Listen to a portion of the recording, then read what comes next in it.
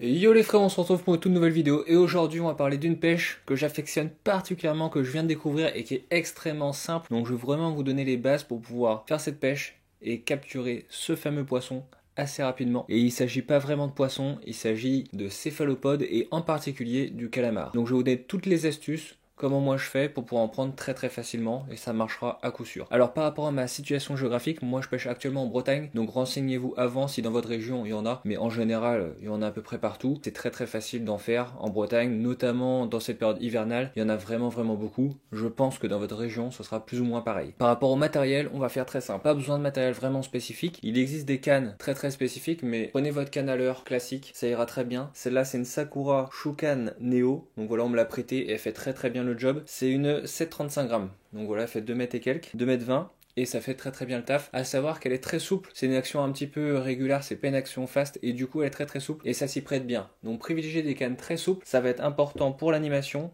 mais aussi pour le combat avec le calamar pour éviter de le décrocher. Donc très important d'avoir une action vraiment souple et une canne oscillant entre 2,20 m et 2,40 m c'est bien. Il y a des cannes spécifiques pour pêcher le calamar avec des têtes vraiment souples, donc si vous en avez c'est encore mieux, mais une canne comme ça pour en prendre de temps en temps ça va largement. Va falloir avoir une tresse aussi, c'est quand même beaucoup mieux pour éviter que votre leurre parte trop facilement au courant et qu'il ne plonge pas assez vite. Vous allez le comprendre par la suite quand je vais vous parler de l'animation. Par rapport après au leurre, donc comme je vous disais, il faut des turlutes comme ça. Donc c'est des leurres assez spécifiques. Franchement, il y en a beaucoup en ce moment sur les côtes. Donc prenez des turlutes orange ou rose. En général, ça marche très bien. Pas besoin de se casser la tête. Moi là, c'est des Décathlon vraiment à pas cher. Il me semble que celles-là, elles sont à 3,50 €.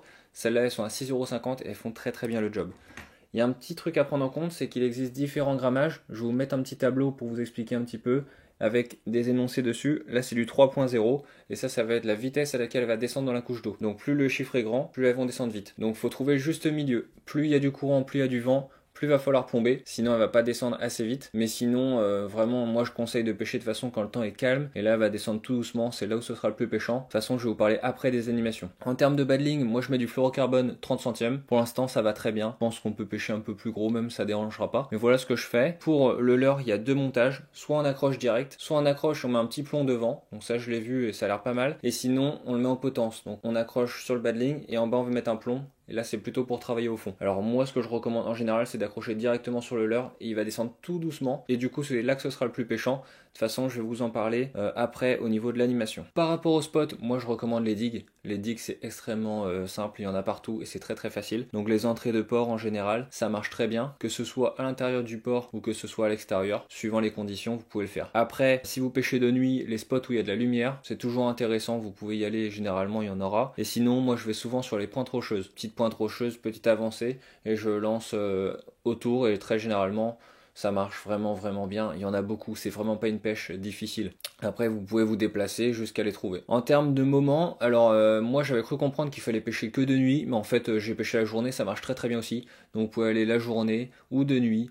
N'importe quel moment. Moi je privilégie quand même les temps calmes vu que c'est une pêche très lente pour que le leurre ne soit pas ballotté partout. C'est quand même mieux d'y aller quand c'est un peu calme, quand il n'y a pas trop de vent et voilà, c'est un peu plus facile, surtout quand on débute, d'y aller quand c'est comme ça. Je vous donne cette petite référence, ça c'est vraiment le banger. Pour moi c'est la meilleure turlute que j'ai trouvée là actuellement et c'est une petite turlute Décathlon à 6 € et quelques. Il me semble que c'est le modèle Ebica, donc je vais vous mettre ça en dessous parce que je suis pas sûr, mais il me semble que c'est ça et franchement c'est redoutable. Voilà, très efficace. Il en existe des modèles bruiteurs, il existe des modèles aussi, alors c'est le cas de ceux-là avec un petit peu de phosphorescent, donc il y en a là, il y en a qui sont totalement phosphorescentes, et ça pourquoi pas, c'est intéressant, surtout pour pêcher de nuit, et vous pouvez l'éclairer avec une lampe UV ou avec votre frontale, et du coup ça rend la turlute un peu plus attractive. Maintenant par rapport à l'animation, alors moi c'est très simple, soit je laisse descendre, et je ramène continuellement entre deux eaux tout doucement, la clé c'est vraiment d'y aller tout doucement, donc ça c'est la première manière de faire, qui marche très bien, de toute façon c'est une pêche très lente, un peu chiante parfois vu que c'est très lent, mais quand ça donne c'est intéressant.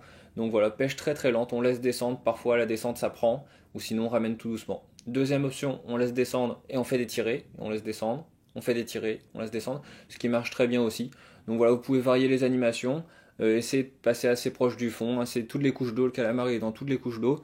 Par rapport aux sèches, par contre, c'est plutôt sur le fond. Mais voilà, donc ne vous cassez pas trop la tête. Ce qu'il faut, c'est vraiment le laisser descendre. Ça descend tout doucement.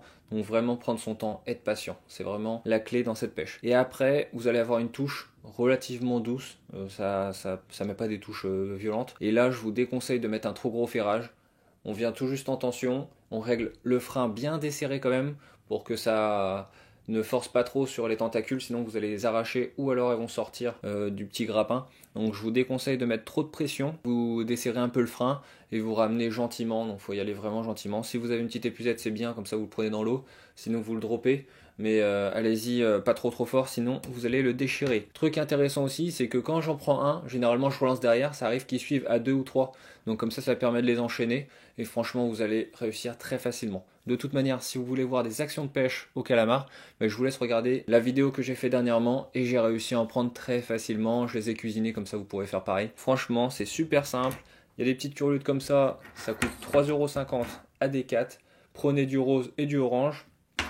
Ce petit modèle là, Ebica, j'aime beaucoup. Prenez d'ailleurs des modèles un peu plus gros comme ça, je pense que c'est mieux, comme ça vous sélectionnez un petit peu les plus gros calamars. Donc voilà, c'est une pêche hivernale vraiment très sympa à faire sur le bord de mer. En Bretagne, là, franchement, c'en est gavé. J'ai fait 3-4 sorties, à chaque fois, on a une dizaine de touches. On en a sorti pas mal, donc voilà, une pêche très facile. Pas besoin de matos spécifique, vous prenez votre canaleur, ça va très bien. Et voilà, franchement, vous n'avez plus qu'à vous amuser et à vous régaler. Allez, à plus les gars.